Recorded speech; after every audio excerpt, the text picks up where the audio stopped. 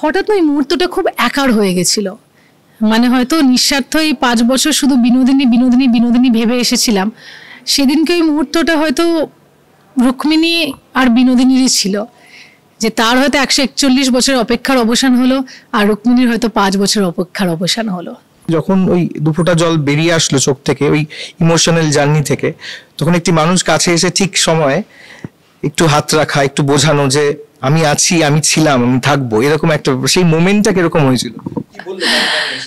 না না, অবশ্যই আমি জানি তুমি দেবের কথাই বলছো, এবং দেব যেহেতু খুব কাছ থেকে এই জার্নিটা দেখেছে এবং সে জানে যে প্রতিটা মুহূর্ত আমি কিভাবে এই চরিত্রটাকে নিয়ে বেঁচেছি, এবং দেব অবশ্যই, আমার মনে আছে যে আমি তো প্রথমে কাউকে বলিনি এই ছবিটা কুছ, একমাত্র রাম জানতো, আর আমরা দুজনেই ছিলাম, দুজনেই নিজেদের মতো হয় না ইমাজিনারি একটা বিনোদিনী বানাচ্ছিলাম, যে আজকে হবে আচ্ছা হলো না, কালকে হবে আচ্ছা হলো না, পরশু হবে হলো না, এবং প্রায় 2019 থেকে 3 বছর পেরিয়ে যায়। Dev came on both 3 years later and along with him came, আমরা যাকে আমাদের স্যান্টা বলি, সেটা হলো প্রতীক চক্রবর্তী, প্রমোদ ফিল্মসের। তো এরা এসে আমাদের পাশে দাঁড়ালো, অ্যান্ড দেব সবসময় আমাদের সঙ্গে আছে, আমাদের পাশে আছে, সেটা তো ভালো লাগেই।